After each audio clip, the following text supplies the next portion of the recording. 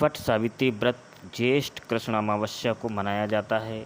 इस बार वट सावित्री व्रत 6 जून को रखा जाएगा। इसके साथ ही वट सावित्री व्रत सत्यवान सावित्री की कथा से जुड़ा हुआ है। इसमें सावित्री ने अपनी चतुराई से यमराज को मात देकर सत्यवान के प्राण बचाए थे। वट सावित्री का व्रत हिंदू परंपरा में स्त्रियां पति की लंबी आयु, सुखद वैवाहिक जीवन के लिए करती हैं। ये व्रत सौभाग्य प्राप्ति के लिए बड़ा महत्व वाला व्रत माना जाता है। इस व्रत को ज्येष्ठ अमावस्या के दिन मनाया जाता है और महिलाएं इस दिन संकल्प के साथ पति की आयु प्राण रक्षा के लिए व्रत और संकल्प लेती हैं।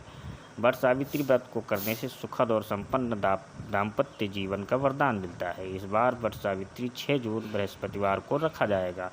वट सावित्री व्रत के साथ सत्यवान सावित्री की कथा जुड़ी हुई है। कहते हैं कि सावित्री ने अपने संकल्प और श्रद्धा से यमराज से सत्यवान के प्राण वापस ले लिए थे और पौराणिक मान्यताओं के मुताबिक मध्य देश में अश्वपति नाम के धर्मात्मा राजा राज्य करते थे। उनकी कोई संतान नहीं थी। राजा ने संतान प्राप्ति के लिए यज्ञ करवाया, जिसके कुछ समय बाद उन्हें एक कन्या रत्न की प्राप्ति हुई, जिसका नाम उन्होंने सावित्री रखा। विवाह योग्य होने पर सावित्री को वर खोजने के लिए कहा गया तो उसने दिमत सेन के पुत्र सत्यवान को पति रूप में वर्ण किया। यह बात जब नारद जी को मालूम हुई तो वह राजा अश्वपति से बोले कि सत्यवान अल्पायु हैं, 1 वर्ष बाद ही उनकी मृत्यु हो जाएगी।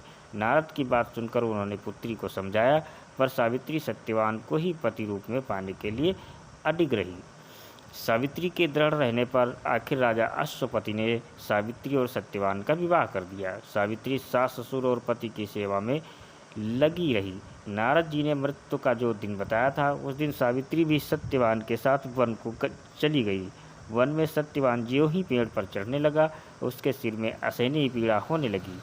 वो सावित्री की गोद में अपना सिर रखकर लेट गया। थोड़ी देर बाद सावित्री ने देखा कि अनेक दूतों के साथ हाथ में पास लिए यमराज खड़े हैं। यमराज सत्यवान के अंगु प्रमाण जीव को लेकर दक्षिण दिशा की ओर चल दिए। सावित्री को आते देख यमराज ने कहा कि हे पतिपरायणे, जहाँ तक मनुष्य साथ दे सकता है, तुमने अपने पति का साथ दे दिया, अब तुम लौट जाओ। सावित्री ने कहा, जहाँ तक मेरे पति जाएंगे वहाँ तक मुझे जाना चाहिए, यही सनातन सत्य है।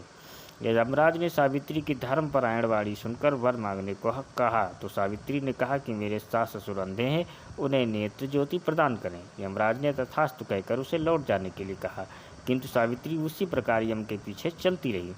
यमराज ने उससे पुनः वर मांगने को कहा तो सावित्री ने वर मांगा, मेरे ससुर का खोया हुआ राज्य उन्हें वापस मिल जाए। यमराज ने तथास्तु कहकर उसे लौट जाने को कहा, परंतु सावित्री फिर भी अडिग रही।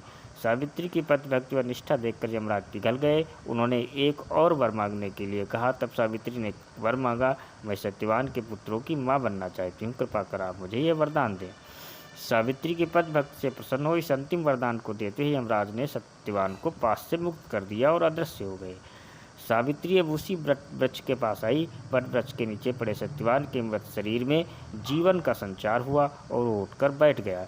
सत्यवान के माता पिता की आंखें ठीक हो गईं और उन्हें खोया हुआ राज्य भी वापस मिल गया।